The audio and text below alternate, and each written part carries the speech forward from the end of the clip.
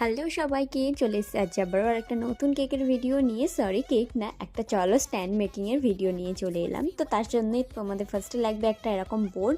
এখানে আমি 3 পাউন্ডের বোর্ড ইউজ করেছি, তার সাথে কিছু রোজ, তারপর তো কিছু আর্টিফিশিয়াল ফ্লাওয়ার, সেগুলো দেখলেই। আর তার সাথে এই ড্রলসগুলো কিন্তু আমাদের লাগবে। তো এই ড্রলসগুলো দিয়ে আমি দুটো একটু কাটিং করে নিয়ে নিই, যেইটুকু হাইট ছিল সেই হাইটেই কিন্তু আমি গ্লুগান দিয়ে দুদিকে সেট করে দিয়েছিলাম। তো এটাকে সেট করার পর এটার লুকটা এত সুন্দর এসেছিলো যে কি বলবো। আর ভিডিওটা দেখে তোমরা পুরোপুরি বুঝতে পারছো কি না আমাকে কিন্তু প্লিজ জানিও। তো তারপর দুদিকে দুটো স্ট্যান্ড দেওয়ার পর আমি ওপরে মানে একটা লাইন করার জন্য এইটা দিয়ে দিয়েছি, মানে আর একটা স্ট্র মাপ মতো কেটে সেটা দিয়ে দিয়েছি। তারপর এখানে আমি একটা ওই ব্যাটারি লাইট যেগুলো হয় সেগুলো দিয়ে পেঁচিয়ে নিয়েছিলাম সুন্দর করে, কারণ রোজ লাগানোর পরে লাইটটা দিলে তখন কোথা দিয়ে কোথায় দেবো বুঝতে পারছিলাম না। তো তারপর আমি টেপ দিয়ে অ্যাসেম্বল করে নিচ্ছিলাম সুন্দর করে। তো এটা করতে অনেকটা টাইম লেগেছিলো, তোমাদেরকে অনেকটা টাইম স্পেন্ড করে কিন্তু আমি দেখিয়েছি।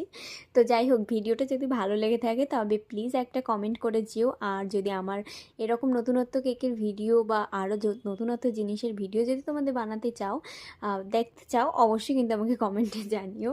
তো আমার ভয়েসে বলতে যদি কোনো অসুবিধা থাকে প্লিজ একটু ইগনোর করো, মানে আমি বলতেও পারি না।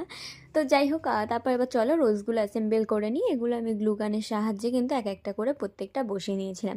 এটা একটা রেফারেন্স ফটো অনুযায়ী আমি করেছিলাম, কারণ কাস্টমার আমায় বলেছিল তুমি এরকম একটা কেক করে দিতে পারবে। তো আমি বলেছিলাম একদম সেম টু সেম তো হবে না, কারণ সব সময় সব কিছু অ্যাভেলেবেল থাকে না, তাই আমি আমার মতো করে দেওয়ার চেষ্টা করবো। বললো ঠিক আছে, তুমি তাই করে দিও। তাই এটাই করার চেষ্টা করেছি। তো আর এটার ফাইনাল লুক দেখে তো অবশ্যই তোমরা জানাবে, নিশ্চয়ই জানিও, নাহলে আমি ভর পাচ্ছি না যে তোমরা ঠিক বলছো না খারাপ বলছো।